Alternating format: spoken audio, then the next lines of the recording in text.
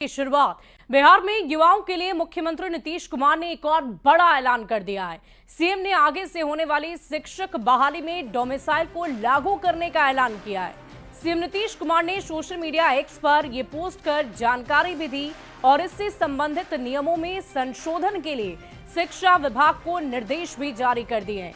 साल 2025 में ही टीआरई 4 के तहत शिक्षकों की बहाली होगी और इसी फेज से बिहार के युवाओं को प्राथमिकता दी जाएगी। तो ये बड़ी खुशखबरी है युवाओं के लिए और इसकी पूरी जानकारी खुद बिहार के मुख्यमंत्री नीतीश कुमार ने अपने सोशल मीडिया प्लेटफॉर्म एक्स से साझा किया, जिसके बाद युवाओं में खुशी की लहर दौड़ गई है। और जो भी युवा शिक्षक बनना चाहते हैं या बिहार सरकार में अलग अलग विभागों में नौकरी करना चाहते हैं, खासकर शिक्षा विभाग में ये डोमिसाइल नीति लागू कर दी गई। और इसी बीच एक बड़ी खबर का रुख कर लेते हैं। पटना से एक बड़ी खबर आ रही है। आज नीतीश कैबिनेट की बैठक है। सीएम नीतीश की अध्यक्षता में इस बैठक को रखा गया है। शिक्षक बहाली में डोमिसाइल नीति पर मुहर लगने की संभावना जताई जा रही है। बड़ी खबर आपको बता रहे हैं। फिजिकल टीचर, रसोईया और नाइट गार्ड के मानदेय बढ़ाए गए, पर कैबिनेट में मुहर लगने की संभावना है। बड़ी खबर आपको बता रहे हैं। नीतीश कैबिनेट की बैठक में आज कुछ महत्वपूर्ण निर्णय लिए जा सकते हैं। सीएम नीतीश की अध्यक्षता में यह बैठक होगी। सबसे पहले शिक्षक बहाली में डोमिसाइल नीति पर मुहर लगने की संभावना और उसके बाद फिजिकल टीचर, रसोईया और नाइट गार्ड के बढ़े हुए मानदेय पर भी कैबिनेट में मुहर लगने की संभावना जताई जा रही है।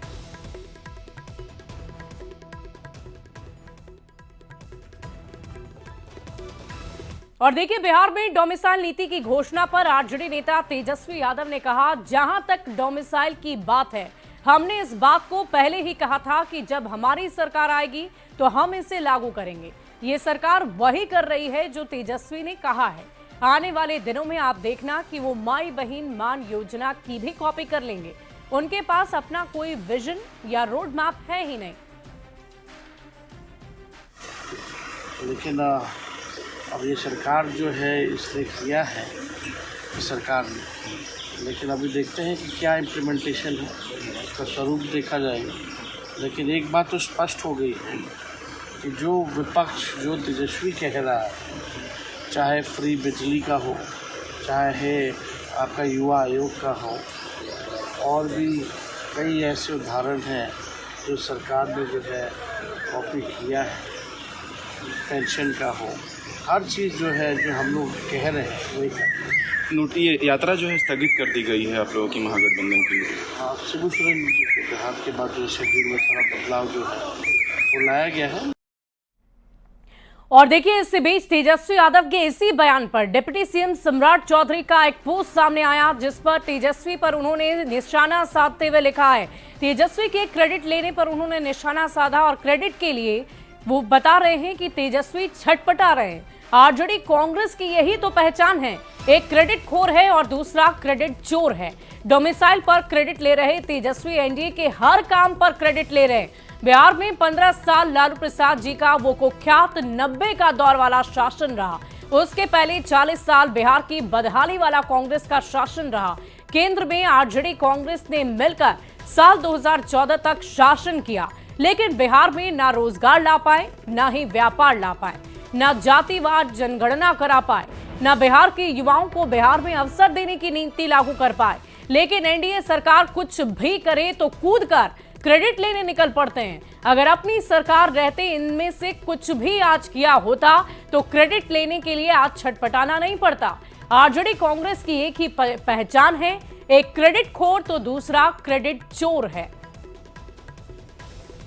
और डोमिसाइल पर तेजस्वी यादव के क्रेडिट लेने पर समाज कल्याण मंत्री मदन सहनी ने भी निशाना साधा और कहा कि तेजस्वी यादव सिर्फ और सिर्फ बयानबाजी कर सकते हैं। आरजेडी को 15 साल मौका मिला था, लेकिन इन लोगों ने कुछ भी नहीं किया।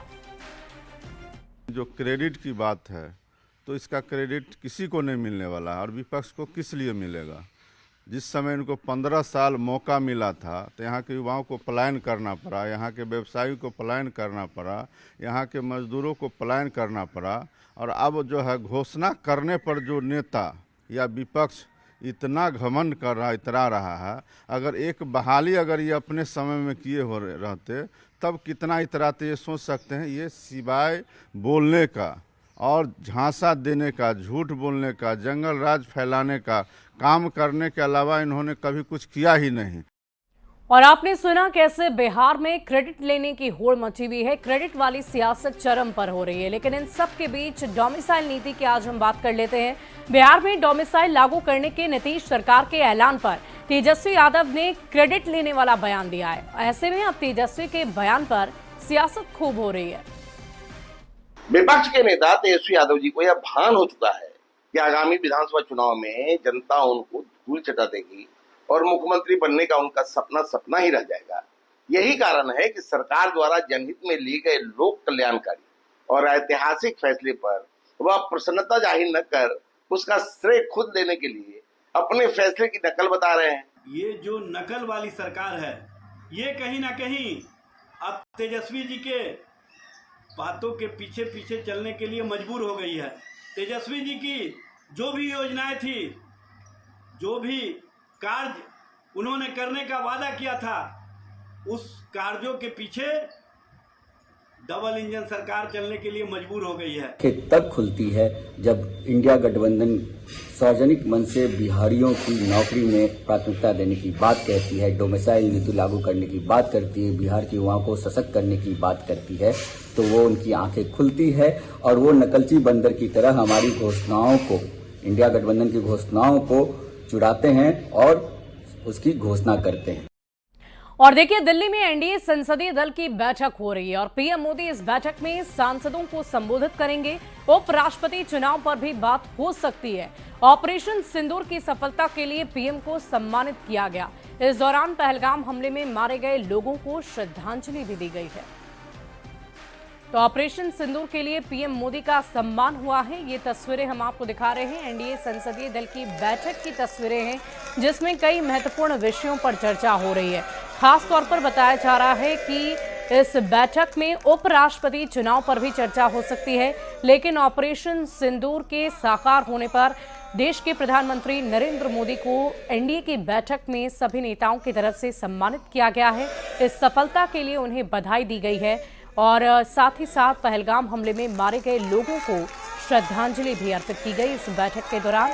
और ये तस्वीरें आप देख पा रहे होंगे, राजनाथ सिंह, प्रधानमंत्री मोदी, जेपी नड्डा सभी काफी प्रसन्न नजर आ रहे हैं।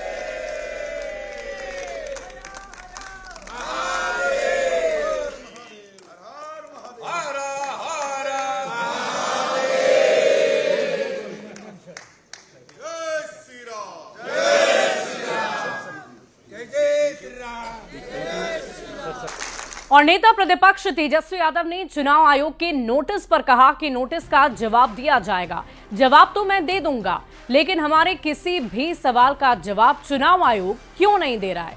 हम लोगों ने जो सवाल उठाए थे, अब वो लोग सामने हैं। हम लोग सभी शिकायतों को चुनाव आयोग को भेजेंगे और अपनी बात सुप्रीम कोर्ट में भी रखेंगे। तो देखिए, तेजस्वी यादव ने इसकी चर्चा कर दी है कि उस नोटिस पर वो जवाब देंगे। जवाब उनकी तरफ से दिया जाएगा, लेकिन उनका कहना है कि हमारे किसी भी सवाल का जवाब चुनाव आयोग क्यों नहीं दे रहा है। हमने जो सवाल उठाया था वो सबके सामने हैं। हम लोगों ने शिकायतें भी की, शिकायतें चुनाव आयोग को भेजा भी जाएगा और यहां तक कि अपनी बातों को हम सुप्रीम कोर्ट में भी रखेंगे। इसका जवाब दिया जाएगा ना, जो है तो जवाब देगा, उसमें कौन सी बड़ी बात है। चुनाव आयोग को तो बताना चाहिए ना कि भाई बूथ वाइज जो हम लोगों की डिमांड है, कई ऐसे लोग हैं जिनका छूटा हुआ, आईएएस व्यास जी का खुद आप लोगों ने देखा हुआ छूटा, कई एक घर में ही जो है उसमें 50 लोगों को जो है नाम डाल दिया गया। तो कई ऐसी गड़बड़ियाँ चुनाव आयोग की है। और इधर तेजस्वी यादव के 2 ईपीआईसी नंबर मामले पर सियासी घमासान जारी है। निर्वाचन आयोग ने नोटिस भेजकर जवाब मांगा है और इधर बीजेपी लगातार तेजस्वी यादव को घेरने में लगी हुई है। शाहनवाज हुसैन ने कहा है कि तेजस्वी भ्रम फैलाना चाह रहे हैं और ऐसे में गलत जानकारी देने के लिए तेजस्वी यादव पर कार्रवाई होनी चाहिए। यादव ने अपने ही आरोप में खुद फंस गए। गलत ईपिक नंबर दिया, इस जांच का विषय है। तेजस्वी यादव सेंसेशन फैलाना चाहते हैं। वो लालू यादव जी के पुत्र हैं, लेकिन चेले हो गए हैं वो राहुल गांधी के। राहुल गांधी जैसे कहते हैं कि हम ऐसा बोलेंगे कि भूचाल आ जाएगा, आया कुछ नहीं। अब बोल रहे हैं एटम बम है उनके पास, हुआ कुछ नहीं। और देखिए, बिहार के मुख्यमंत्री नीतीश कुमार आज नालंदा पहुंच रहे हैं, जहां वे जिले को कई सौगात देंगे। नीतीश कुमार के दौरे को लेकर प्रशासनिक तैयारी पूरी कर ली गई है। सीएम नीतीश यहां जिले वासियों के साथ देसी विदेशी पर्यटकों को एक बड़ी सौगात देंगे। राजगीर बख्तियारपुर रेलखंड पर 8,137.47 करोड़ रुपए की लागत से बने फ्लाईओवर का उद्घाटन करेंगे और इसके अलावा 862.63 करोड़ रुपए की लागत से NH 30 सालेपुर नूरसराय सिलाव बौद्ध सर्किट पर्यटक मार्ग का शिलान्यास भी करेंगे।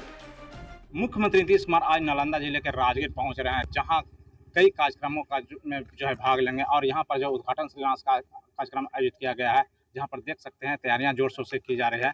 बता दें कि राजगीर में जो है राजगीर बख्तियारपुर रेलखंड पर फ्लाईओवर का निर्माण किया गया था, उसका जो है उद्घाटन कर जो है जिलेवासियों के साथ साथ पर्यटकों को एक बड़ी सौगात देने जा रहे हैं। क्योंकि जिस तरह से जो है राजगीर रेलवे क्रॉसिंग के पास जो है घंटों सड़क जाम लगी रहती थी, उससे आज लोगों को छुटकारा मिल जाएगा। इतना ही नहीं, 862.63 करोड़ की लागत से जो है नालंदा जिला के सालेपुर SH 78 से नूरसराय अहियापुर सिलाव होते हुए NH 120 के बेलौआ तक जो है 4 लेन का निर्माण किया जा रहा है और यह बहुत सर्किट से जोड़ने वाला राजगीर पर्यटन मार्ग कहलाएगा, क्योंकि यहाँ पर जो है ये पर्यटक मार्ग जो है आज शिलान्यास कार्य किया जाएगा। तो जिसकी तैयारियां की जा रही है, देख सकते हैं किस तरह से जो है यहाँ पर शिलापट लगाया गया है और यहाँ पर जो है लगातार जो है यहाँ पर जो है मुख्यमंत्री नीतीश कुमार के आगमन को लेकर जो है सुबह से ही तैयारी की जा रही है। 2:30 बजे मुख्यमंत्री नीतीश कुमार यहाँ पहुँचेंगे और इस उद्घाटन शिलान्यास कार्यक्रम में भाग लेंगे। नालंदा से न्यूज 18 से कुमार।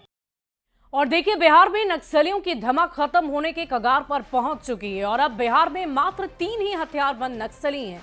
ये दावा एडीजी ऑपरेशन कुंदन कृष्ण ने किया है। कुंदन कृष्णन ने कहा कि तीनों नक्सलियों को चेतावनी देते हुए बिहार पुलिस ये चाहती है कि चुनाव से पहले ही ये तीनों नक्सली आत्मसमर्पण कर समाज की मुख्य धारा से जुड़ जाएं। एडीजी ऑपरेशन ने कहा कि केंद्र सरकार की तरफ से मार्च 2026 तक हथियारबंद नक्सलियों को जड़ से उखाड़ फेंकने का टारगेट सेट किया गया है, जिसे पूरा करने के लिए हम लोग दिन रात जुटे हुए हैं। हमारा टारगेट है कि जो केंद्र सरकार की दिशा निर्देश है और समय सीमा दिया गया कि मार्च 2026 तक हथियारबंद नक्सलियों का उन्मूलन किया जाए, उसके अनुपालन हो जाए। अभी बिहार में मात्र हमारे जानकारी में 3 ही हथियारबंद नक्सली बचे हैं। इसका लगातार अभियान चल रही है। शीघ्र ही ये काम पूरा होने की उम्मीद है। चुनाव के पूर्व ही इन जो शेष बचे नक्सलियों हैं इनको मनाकर आत्मसमर्पण करवा लिया जाएगा। अगर आत्मसमर्पण नहीं करेंगे तो हमारा बल भी जो है, जो जंगल में घूम रहा है, उन पर अगर फायरिंग कोई करेगा तो वो भी फायरिंग करेंगे। और अगली खबर आपको अरवल से बताएंगे, जहां माले विधायक महानंद सिंह को कोर्ट ने जेल भेज दिया है। जहानाबाद टाउन थाने में 24 साल पहले दर्ज मामले में महानंद सिंह ने जहानाबाद सिविल कोर्ट में सरेंडर किया और उसके बाद उन्हें न्यायिक हिरासत में लेकर जेल भेज दिया गया है। 24 साल पहले सड़क जाम मामले में महानंद सिंह का बेल टूट चुका था और इसी मामले को लेकर उन्होंने जहानाबाद डिस्ट्रिक्ट कोर्ट में सरेंडर किया, जिसके बाद उन्हें जेल भेज दिया गया है। और देखिए, बिहार में बाढ़ ने जल प्रलय जैसे हालात बना दिए हैं। कहीं नहर टूटने से सैकड़ों एकड़ खेत में लगी फसल तबाह हो गई है। कहीं गांव के गांव पानी में समा गए तो कहीं पानी ने परेशानी इस कदर बढ़ा दी कि लोग अपने घर में भी चैन की नींद नहीं सो पा रहे। ये रिपोर्ट आप देखिए।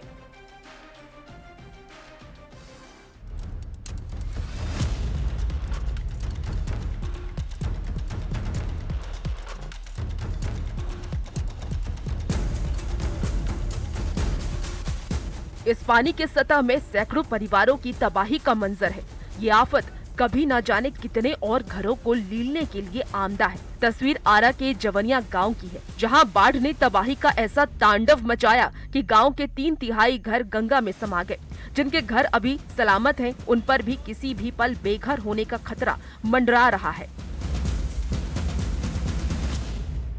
कभी हजारों की आबादी का होने वाला इस जवैनिया गांव में 500 से ज्यादा घर थे, लेकिन एक तरह से कहें तो गंगा नदी के भीषण कटाव के कारण जवैनिया गांव पूरी तरह से गंगा नदी में विलीन होने के कगार पर पहुंच गया है।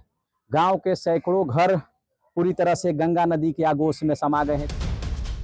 गांव में कटाव का कहर लगातार जारी है। लोगों की आंखों के सामने उनके आशियाने उजड़ रहे हैं और वो कुछ भी नहीं कर पा रहे हैं। प्रशासन सामुदायिक रसोई के जरिए लोगों को खाना और बच्चों को दूध तो मुहैया करा रहा है, पर मुआवजा अब तक नहीं मिला। बताया जा रहा है कि जिले के प्रभारी मंत्री केदार प्रसाद गुप्ता कटाव प्रभावित गाँव का दौरा करने के लिए पहुँचे थे, लेकिन पानी ज्यादा होने के कारण गाँव पहुँचने से पहले ही वापस लौट गए। सहार प्रखंड के बरुही गांव में भी बाढ़ से हाहाकार मची हुई है। गांव के दक्षिणी हिस्से में एक बांध टूट जाने से करीब 100 एकड़ जमीन में लगी फसल तबाह हो गई। प्रशासनिक संज्ञान के बाद बांध की मरम्मत कार्य शुरू किया गया। नेताओं की सक्रियता और विभागीय तत्परता से किसानों को थोड़ी राहत मिली। शेखपुरा में भी बाढ़ का पानी लोगों को आंखें दिखा रहा है। हरुहर नदी में पानी बढ़ने से सिंचाई व्यवस्था पर असर पड़ रहा है। डीएम आरिफ हसन ने हरुहर नदी में तटबंध बनाए जाने का फैसला लिया और जल संसाधन विभाग को निर्देशित किया है। साथ ही हरुहर नदी के किनारे बसी बस्ती का 13 मौजा की जमीन को अधिग्रहण करने की कार्रवाई तेज कर दी गई है। तो जल संसाधन की जो योजना बनाया जा रहा है उससे आर्थिक प्रगति होगी जनता का और जल से जो है लोग खुशहाली आएगा। बिहार में बाढ़ ने परेशानी बढ़ा दी है। प्रभावित क्षेत्रों में प्रशासन की तरफ से राहत बचाव कार्य भी जारी है, पर आसमानी आफत दिन प्रतिदिन और विकराल रूप लेती जा रही है। न्यूज 18 के लिए आरा से संवाददाता चंदन कुमार और शेखपुरा से अजीत कुमार सिन्हा की रिपोर्ट। और देखिए, बिहार में लगातार बारिश के कारण नदियों का जल स्तर लगातार बढ़ता ही जा रहा है। साथ ही शहरी इलाकों में जलजमाव से लोगों की परेशानियां बढ़ गई है। गंगा नदी ने पटना के लगभग सभी घाटों को डुबो कर रख दिया है, जिसे लेकर प्रशासन अलर्ट है।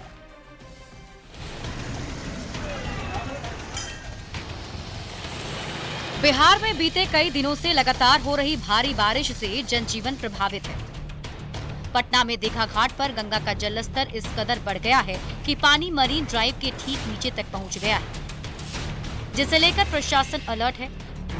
वैशाली में भी लगातार हो रही बारिश के कारण नहर का बांध क्षतिग्रस्त हो गया। लगभग 15 फीट तक नहर का बांध टूट गया है, जिससे नहर का पानी तेजी से गांव में फैलता जा रहा है। दरभंगा में बारिश के कारण नगर निगम कार्यालय डूब गया। 2 घंटे की बारिश ने ही पूरे शहर को झील में तब्दील कर दिया है।